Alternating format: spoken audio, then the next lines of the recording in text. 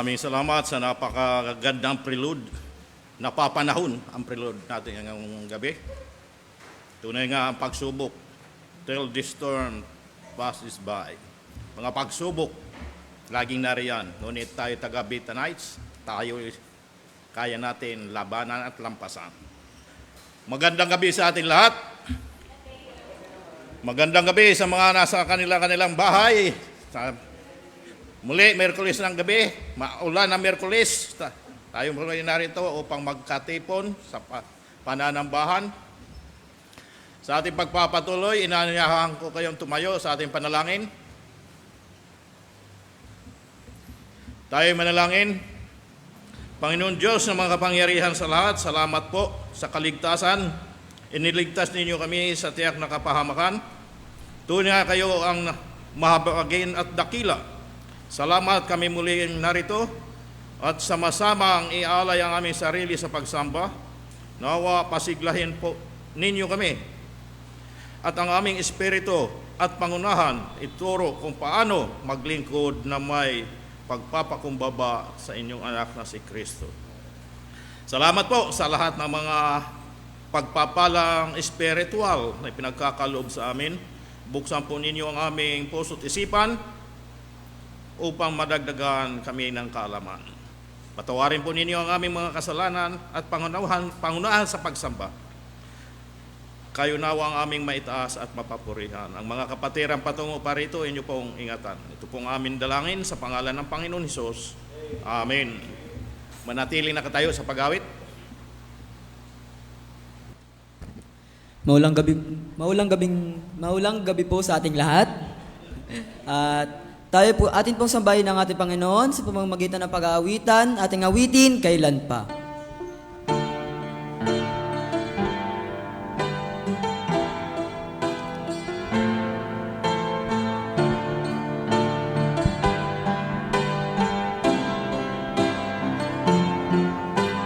Kailan pa ibibigay ang buhay mo't lakas sa Kanya na nagbigay sa'yo ng buhay na wagas?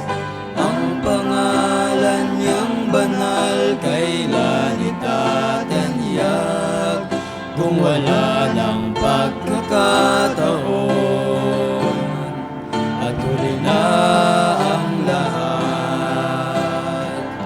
At kung ang araw mo'y lumipas na,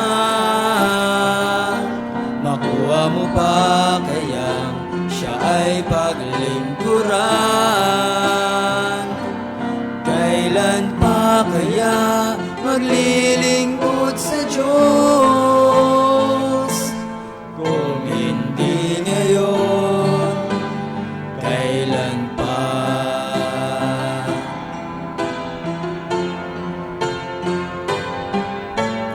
Kailan pa ibibigay ang buhay mo't lakas sa Kanya na nagbigay sa'yo ng buhay na wagas? Ang pangalan niyang banal kailan itatanyag kung wala ng pagkakataon at huli na ang lahat? At kung ang araw mo'y lumipas na, makuha mo pa kaya siya ay paglingkuran? Kailan pa kaya maglilingkod sa Diyos? Kung hindi ngayon, kailan pa? At kung ang araw mo'y lumipas na, nakuha mo pa kaya siya ay paglingkuran? Kailan pa kaya maglilingkod sa Diyos? Kung hindi ngayon, kung hindi ngayon, kung hindi ngayon, kailan pa?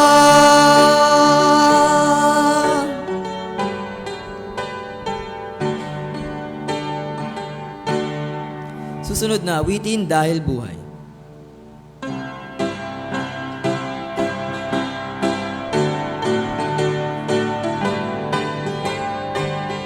Ang Diyos sana kusang nanaog pagkat tayo'y Kanyang mahal. Doon sa krus tayo'y sinakop, ngunit nagbangon din buhat sa libingan. Dahil tunay nabuhay si Kristo, napawi na ang takot ko.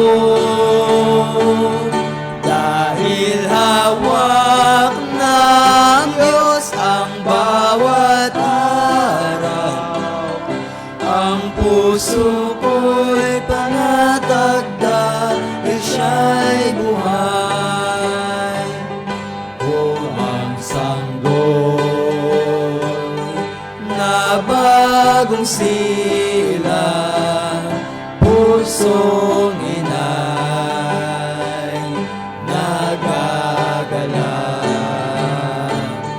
ngunit lalong kaligayahan kung ang batang iyon kay Kristo'y tatanggap. Dahil tunay nabuhay si Kristo, napawi na ang takot ko.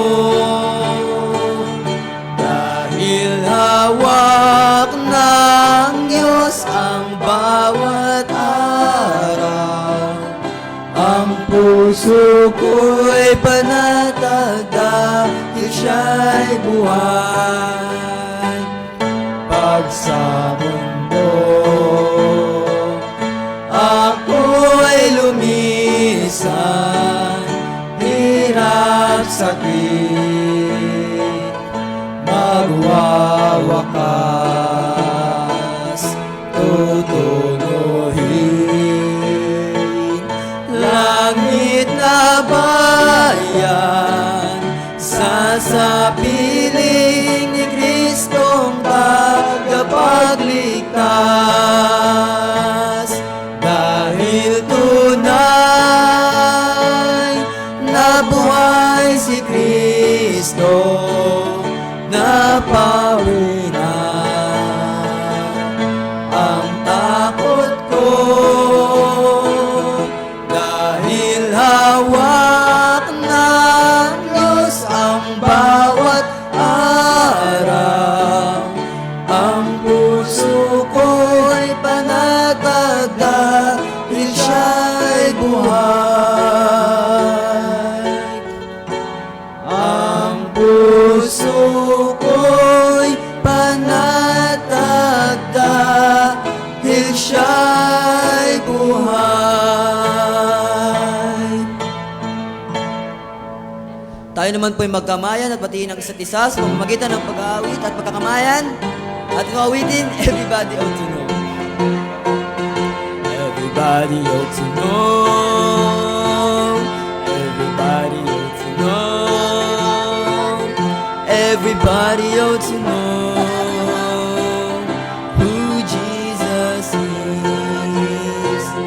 Everybody ought to know. Everybody ought to know. Everybody ought to know who Jesus is. He's the lily of the valley. He's the bright and morning star. He's the fairest of 10,000.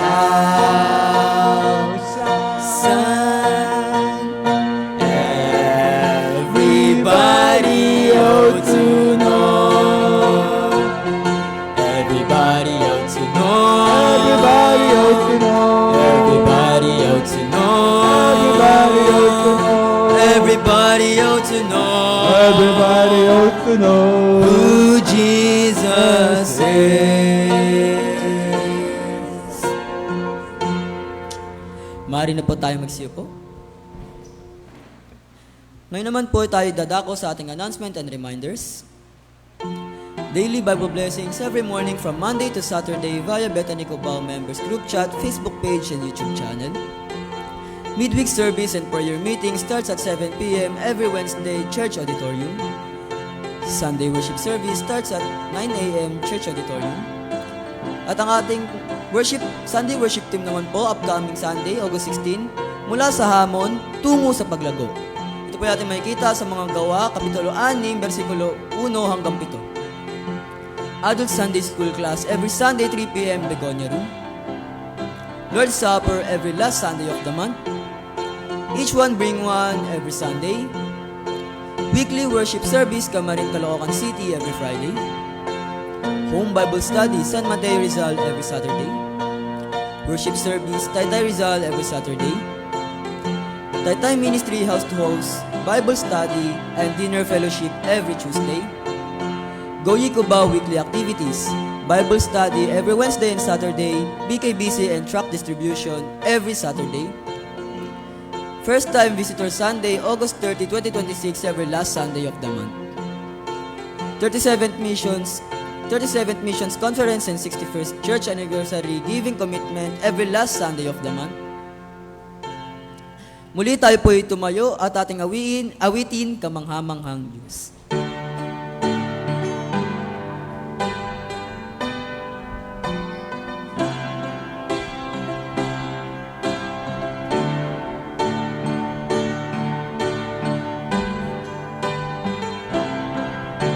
O Diyos, labis akong namamangha dahil kay gandang ng iyong nilikha. Mundo'y puno ng pagpapala sa iyong salita magmula. Basta ang buong sandaigdigan sadlay, sadyang di mapapantayan, damhin, maging ang hangin at ulan, likha ng makapangyarihan. Kamangha-mangha, O Diyos, kapangyarihan mong taglay, walang makalulupig at wala nang papantay sa ngalan mo, O Diyos. Kami magsasaysay, walang hanggang papuri ang aming alay. Masdan ang buong sandaigdigan, ganday, sadyang di mapapantayan, damhin, maging ang hangin at ulan, likha ng makapangyarihan. Kamangha-mangha, O Diyos, kapangyarihan mong taglay, walang makalulupig at wala nang papantay sa ngalan mo, O Diyos. Kami magsasaysay, walang hanggang papuri ang aming alay. Kamangha-mangha, O Diyos, kapangyarihan mong taglay, walang makalulupig at wala nang papantay sa ngalan mo, O Diyos, ay mayroong tagumpay, walang hanggang papuri ang aming alay. Walang hanggang papuri ang aming alay.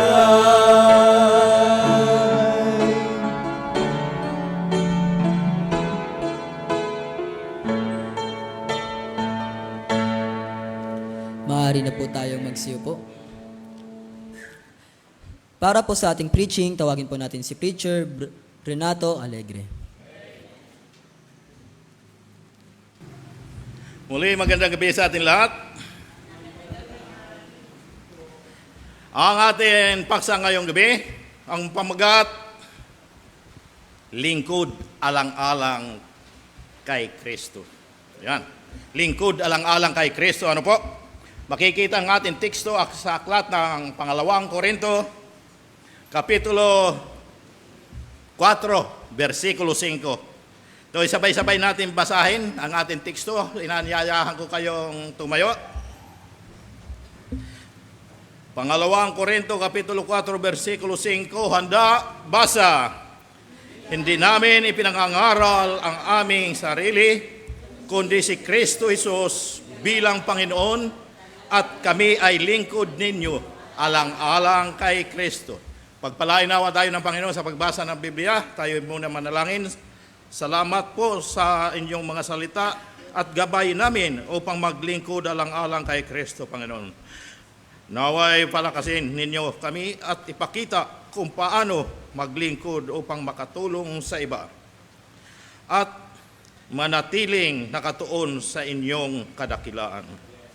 Pangunahan ninyo kami, kayo ang kumilos sa aming kalagitnaan, puspusin kami lubos ng inyong kaawaan at maglingkod ng may kababaan loob at magbigay kami ng kapurihan sa inyo. Ito po ang aming dalangin sa pangalan ng Panginoon Hesus. Amen. Maaari na po kayong maupo.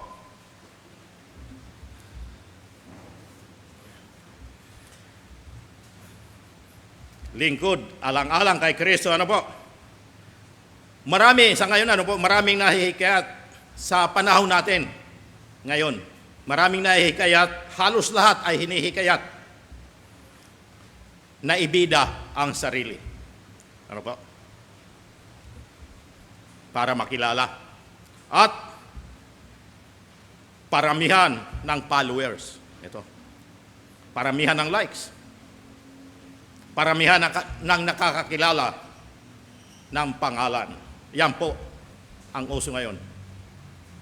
Ang mundo ay nagtuturo na ang tagumpay ay nasusukat sa dami ng taong pumapalakpak sa atin.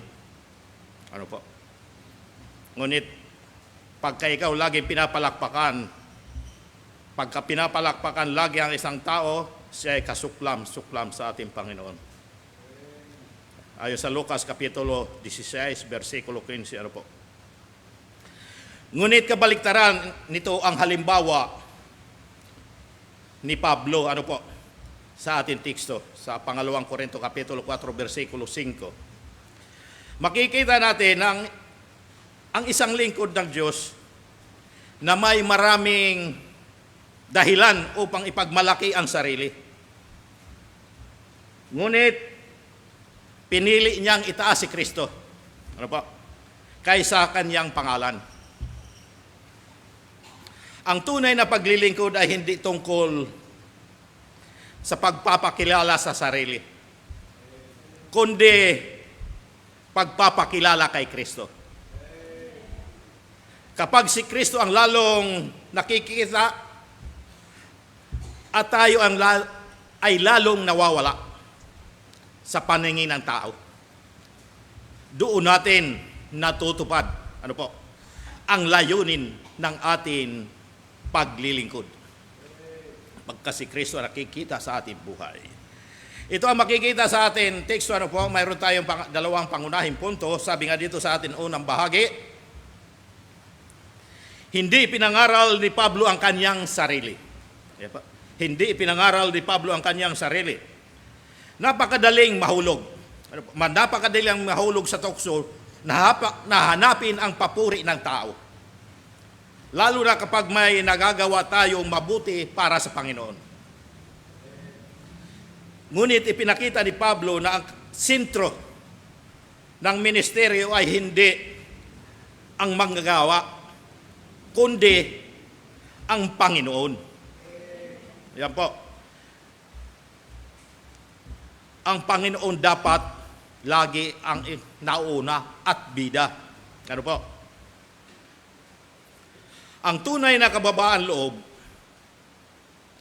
ay makikita hindi lamang sa mababang pagtingin sa sarili, kundi sa mataas na pagtingin kay Kristo.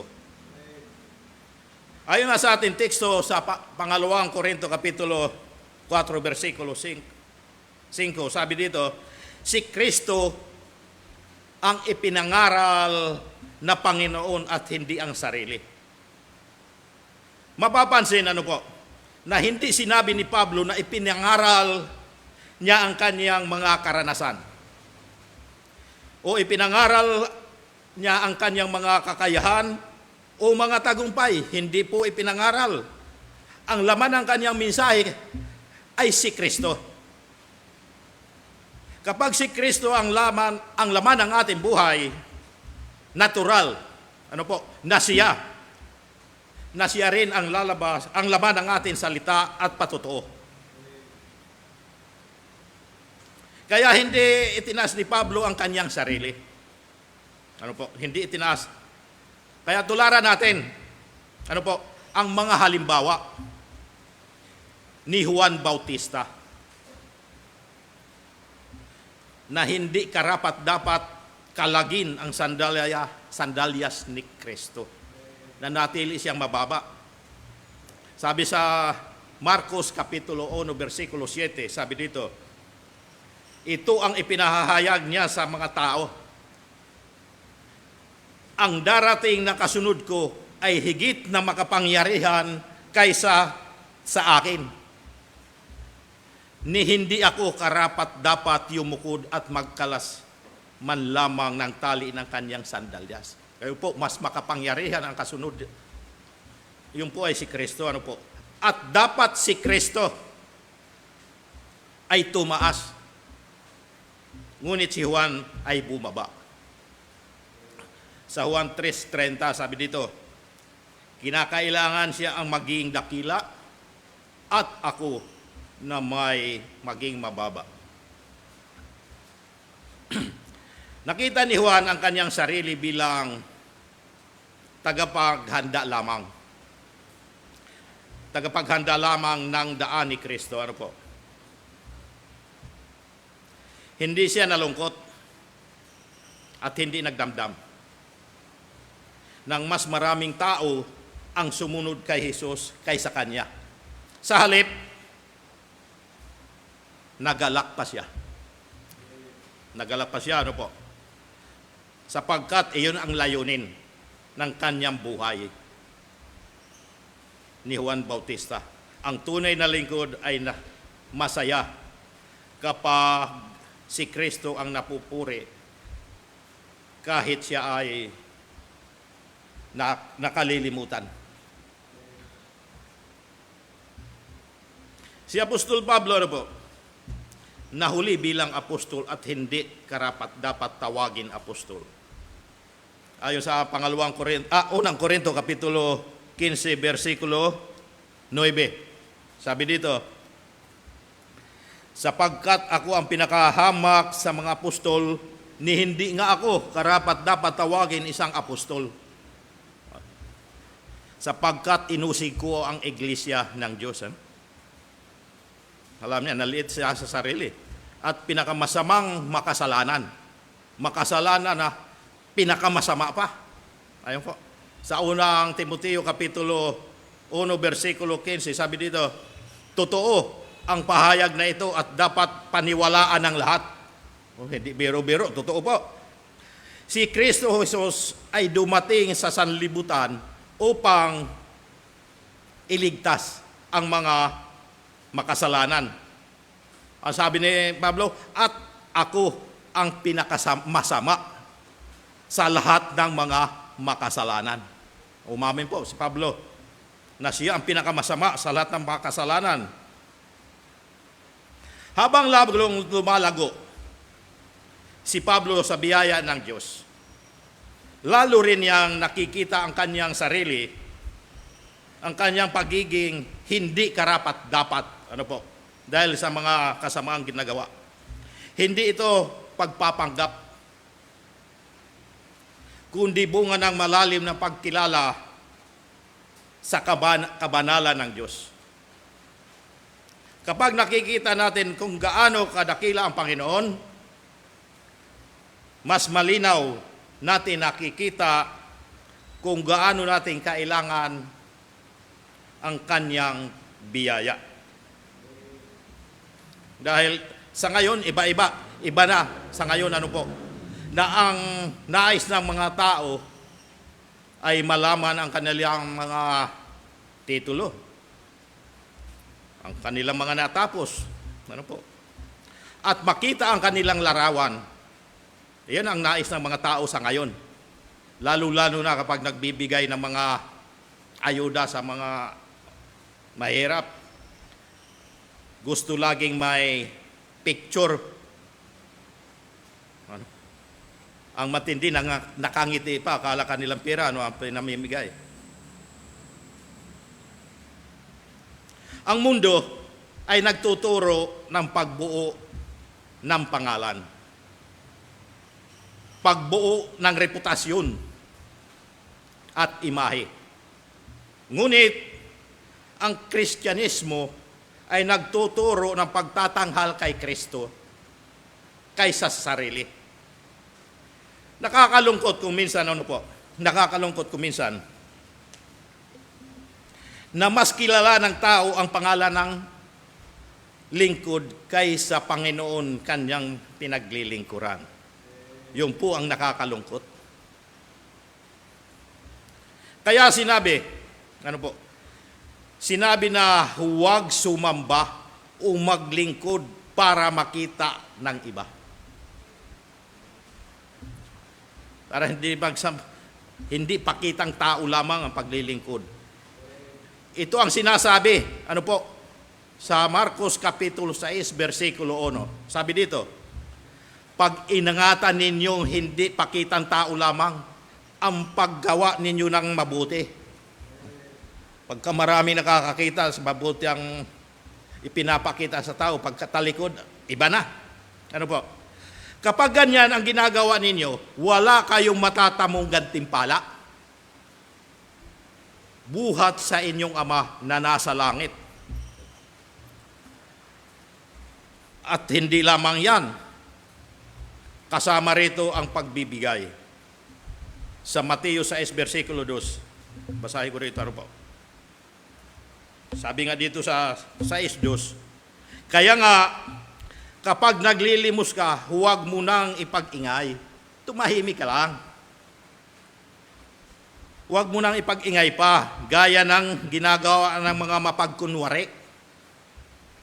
Naglilimos sila sa mga sinagoga at sa mga lansangan upang sila'y mapuri ng mga tao. O pakitang tao rin.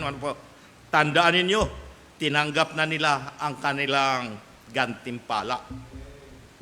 At hindi lamang yon, kasama rito ang pananalangin. Panalangin na pakitang tao lamang, Mateo 6, versikulo 6, sabi dito. Versikulo 5, sabi dito, kapag nananalangin kayo, huwag kayong tumulad sa mga mapagkunwari.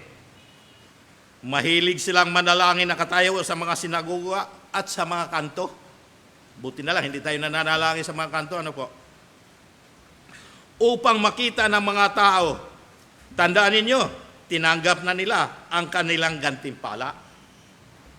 At hindi lamang yan, kasama rin dito ang pag-aayuno.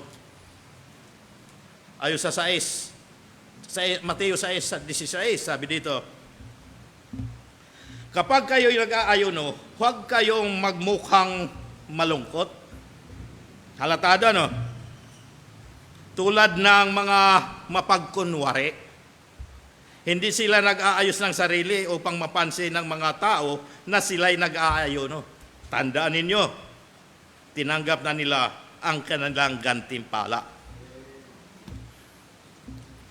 Sa mga talatang ito, hindi pinagbawal ni Kristo ang pagbibigay. Hindi pinagbawal ang pananalangin o ang pag-aayuno.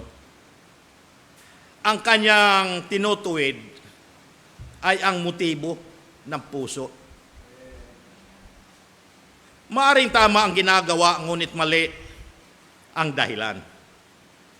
Kaya dapat natin laging suriin, kung para kanino tayo talaga, o kung kanino talaga ang ating paglilingkod, kung sa Diyos o sa tao ba talaga. Sinabi nga ni Francis Quares sa Tagalog, Quares, ang pinakamabuting paraan upang makita ang liwanag ng Diyos ay patayin. Patayin, hindi yung katabi. Patayin muna ang sariling kandila. Yan. Kaya madalas ang sariling ambisyon, sariling pagmamataas, at paghahangad ng pagkilala ang humaharang upang makita ang kilos ng Diyos. Kapag nabawasan ang ating sarili, mas lumilinaw ang kaluwalhatian ni Kristo. Kung babawasan ang yabang. Kapag tayo ang sentro, natatakpan si Kristo. Ngunit kapag si Kristo ang sentro, doon nagliliwanag ang katotohanan. Ang ating pangalawang bahagi, naglingkod si Pablo alang-alang kay Kristo. Naglingkod si Pablo alang-alang kay Kristo. Hindi sapat na iwasan lamang ang pagtataas ng sarili. Hindi sapat. Ang layunin ng kababaan loob ay hindi ang maging walang halaga ang tingin sa sarili, kundi ang maging kapaki-pakinabang sa paglilingkod. Ang buhay ni Pablo ay hindi umiikot sa kanyang karangalan, kundi sa karangalan ni Kristo. Ayon sa ating teksto sa pangalawang Korinto, Kapitulo 4, versikulo 5, ipinangaral ni Pablo si Kristo at siya ay lingkod nila alang-alang kay Kristo. Napakaganda ng balanse ng talata. Itinaas niya si Kristo bilang Panginoon, ngunit ibinaba niya ang sarili bilang lingkod. Kapag tama ang ating pagkilala sa pagkapanginoon ni Kristo, magiging natural ang puso ng paglilingkod sa kapwa. Kaya ang itinaas ni Pablo ay si Kristo, hindi ang sarili. Si Kristo ay ipinangaral ni Pablo. Ipinangaral niya hindi ang himala na hinahanap ng mga Hudyo o karunungan na hinahanap ng mga Grego. Ayon sa 1 Korinto Kapitulo 1, versikulo 22, sabi dito, ang mga Hudyo ay na humihingi ng himala bilang katunayan. Karunungan naman ang hinahanap ng mga Grego. Ngunit, ipinangaral niya hindi ang himala, kundi si Kristo bilang ipinako. Sa 1 Korinto Kapitulo 1, versikulo 23, sabi dito, ngunit ang ipinangaral namin ay si Kristo na ipinako sa krus na para sa mga hintil ay isang kahangalan. Maraming tao noon ang naghahanap ng mga bagay na mapagpapahanga sa kanila. Kalagayahan ang hinahanap lamang mga himala o mataas na karunungan. Yun po ang hinahanap. Ngunit alam ni Pablo na ang tunay na pangangailangan ng tao ay si Kristo na ipinako sa cross. Kaya hanggang ngayon, hindi nagbabago ang pinakamahalagang mensahe ng Iglesia, si Kristo at ang kanyang pagliligtas. Ayan ang pinakamahalaga. Kaya si Kristo ay ipinangaral bilang Panginoon.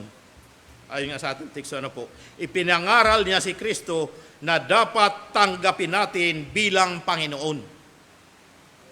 Kolosas Kapitulo 2, versikulo 6. Sabi dito, sapagkat tinanggap na ninyo si Kristo Jesus bilang Panginoon, mabuhay kayo sa paraan karapat-dapat sa Kanya. At ipahayag natin bilang Panginoon. Ayon naman sa Roma Kapitulo 10, versikulo 9. Kung ipahayag na ang inyong labi na si Jesus ay Panginoon at buong puso kang sasampalataya na siya ay muling binuhay ng Diyos, maliligtas ka. Ang pagtanggap kay Kristo bilang Panginoon ay hindi lamang pagtanggap ng tulong mula sa Kanya, kundi pagkilala sa Kanyang karapatan sa atin buhay. Ang bibig na nagpapahayag na si Jesus ay Panginoon ay dapat samahan ng buhay na nagpapakita ng pagsunod sa Kanya. Hindi lamang sa salita, dapat sumusunod. Yan po ang sinabi ni John R. Dewitt sa Tagalog, si Kristo ay parehong tagapagligtas at Panginoon. Hindi maaari isa lamang sa dalawa. Kaya hindi maaaring nais lamang natin ang kaligtasan. Ngunit ayaw naman natin ng Kanyang pamamahala. Dapat parehas. Ang tunay na pananampalataya ay umayakap kay Kristo. Hindi lamang bilang tagapagligtas mula sa impyerno, kundi bilang Panginoon ng buhay. Kaya ibinaba ni Pablo ang sarili bilang lingkod. Bakit dapat tayo maglingkod? Dahil si Kristo ay naglingkod. Dapat tularan si Kristo na naging lingkod din. Ayon nga sa Pilipos Kapitulo 2, 5 hanggang 7. Dito, sabi dito sa Pilipos, naway magkaroon kayo ng kaisipan na tulad ng kay Kristo Jesus. Kay sa likas na tunay na Diyos, hindi niya ipinagpilitan manatiling kapantay ng Diyos. Hinubad niya po. Sa halip kusa niyang hinubad ang pagiging kapantay ng Diyos. At naging katulad ng isang alipin, ipinanganak siyang tulad ng mga karaniwang tao at nang si Kristo'y maging tao.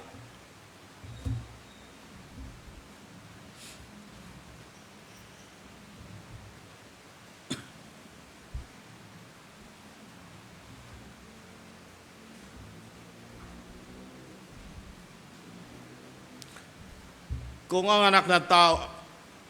anak ng Diyos, si Kristo ay nagpakumbaba at naglingkod, wala tayong dahilan upang magmataas. Ang kababaan loob ni Kristo ay hindi tanda ng kahinaan, kundi ng dakilang pag-ibig. Ang bawat paglilingkod natin ay paalaala ng ginawa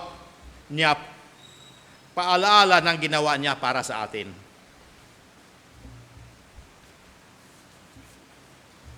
Bakit dapat tayo maglingkod? Dahil ito ay inutos. Inutos sa atin ayon sa Juan Kapitulo 13, versikulo 14. Sabi dito, dahil akong Panginoon at Guro ninyo ay naghugas ng iyong mga paa, dapat din ninyong gawin ito sa isa't isa. Kaya nga matapos hugasan ni Jesus ang mga paa ng kanyang mga alagad, iniwan niya ito bilang halimbawa. Dahil ang tunay na pagmamahal ay hindi lamang salita, kundi handang maglingkod kahit sa mga gawain hindi napapansin. Ang pagsunod sa utos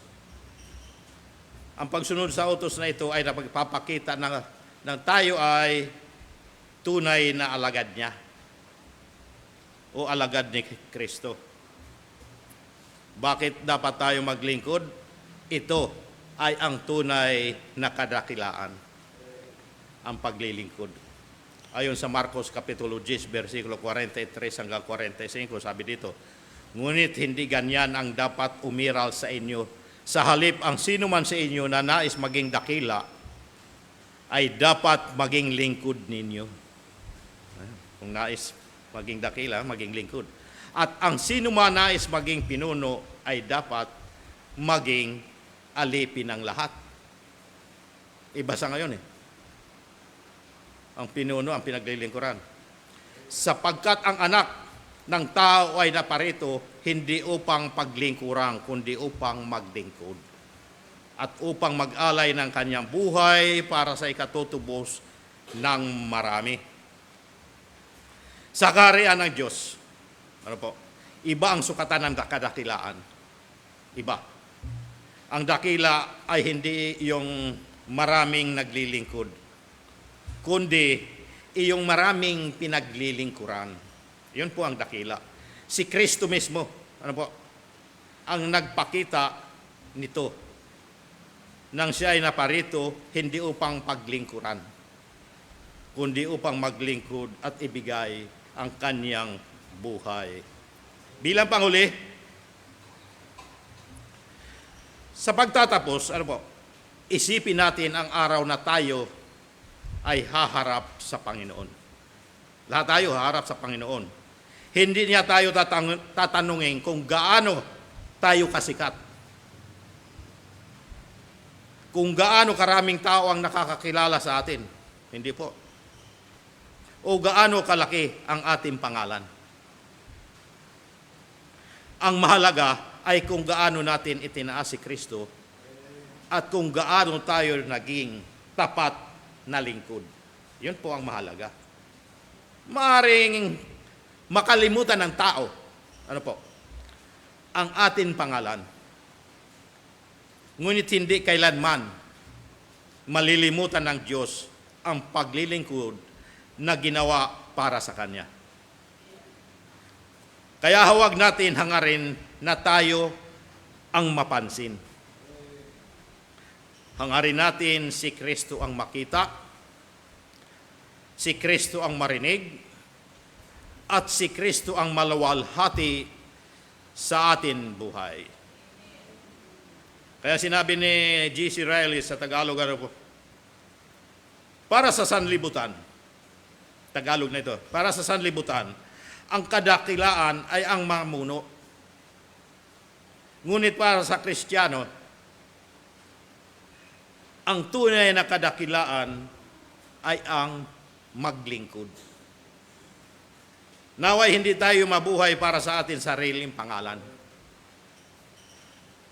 kundi bilang hamon, maging mga lingkod alang-alang kay Kristo. Tayo manalangin. Salamat po, Panginoon Hesus, sa mga biyaya at pagiging lingkod.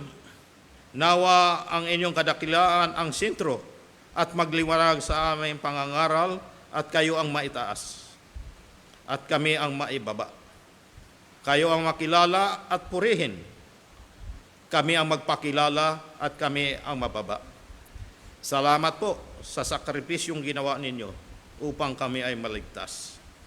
Nawa hubugin po ninyo kami nang ayon sa iyong kalooban na hindi tumitingin ang sariling kagalingan, bagkus ang kapakumbabaan. Salamat po. Maghari po nawa kayo, Panginoon, sa aming puso. Ito po ang aming dalangin sa pangalan ng Panginoon Hesus. Amen.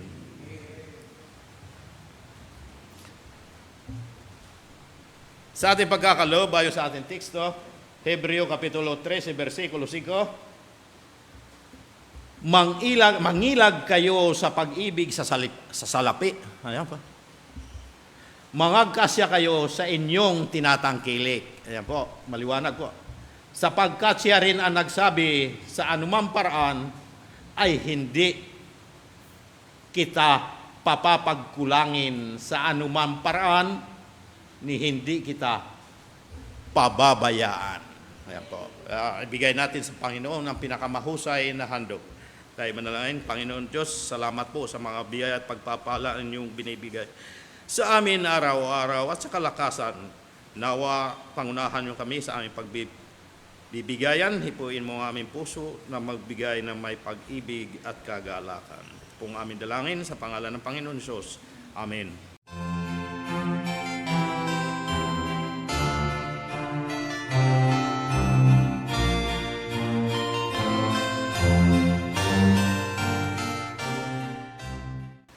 Tayo magpasalamat. Salamat, Panginoon, sa natapos namin pagkakaloob. Nawayan sa laping aming nakalap ngayong gabi, maguguldawa na sa pangangaral at pagbabahagi na yung banal na salita upang marami pang kaluluwa ang maabot nito. Salamat sa kalakasan na yung pinagkakaloob niyo sa amin sa paghahanap buhay. Ito po ang aming dalangin sa pangalan ng Panginoon Hesus. Amen. Muli tayo po tumayo para po sa ating huling awitin, Ikaw Lamang.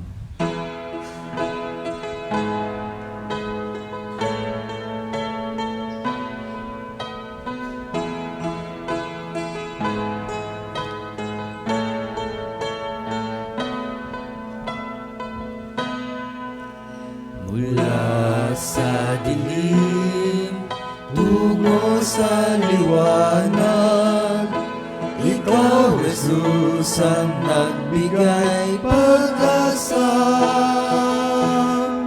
Kaya ngayon, sa'yo'y umaawit, kailanman ay hindi tatahimik. Mula sa gabi, walang hanggang araw, Ikaw, Jesus, ang ilaw ng pag-asa. Kaya ngayon, sa'yo'y umaawit, kailanman ay hindi tatahimik. Aking isisigaw, ngayon at kailanman, Ikaw lamang ang Diyos. Panginoon, Ikaw lamang ang nagbigay pag-asa. Kaya ngayon'y sisigaw, ngayon at kailanman, Ikaw lamang. Diwang banal, ginhawa at gabay, sa buhay ay tapat kitang patnubay. Kaya ngayon, sa'yo'y umaawit, kailanman ay hindi tatahimik. Aking isisigaw,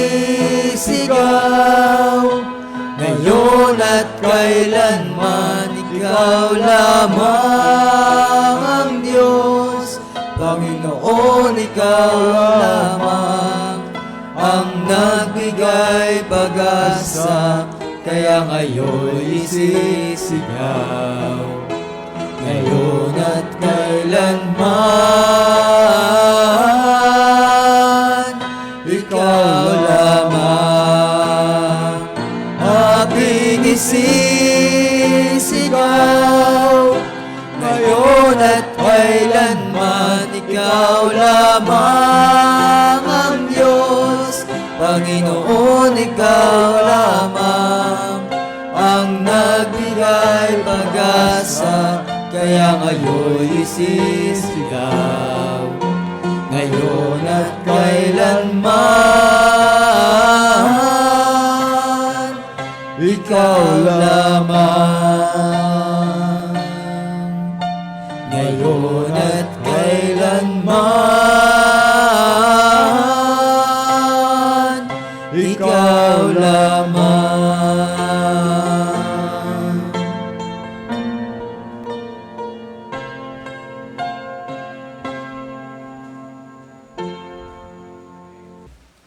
Tayo manalangin.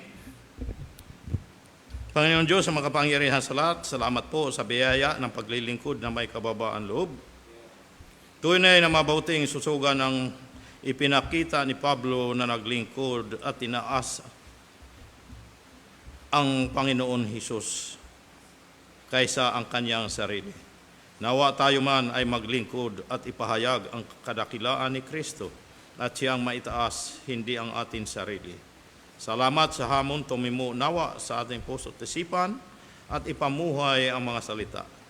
Salamat sa lahat ng mga gumanap at kabahagi sa gawain. Sumagana nawa tayong lahat ng mga biyaya ng Panginoon. At patuloy tayong maglingkod alang-alang kay Kristo. Kung inyo pong luluubin, inyo pong tugunin ang aming mga samot dalangin, idudulog sa aming pag-uwi. Pangunahan ninyo kami at ingatan makauwi ng ligtas. Ito pong aming dalangin sa pangalan ng Panginoon Hesus. Amen.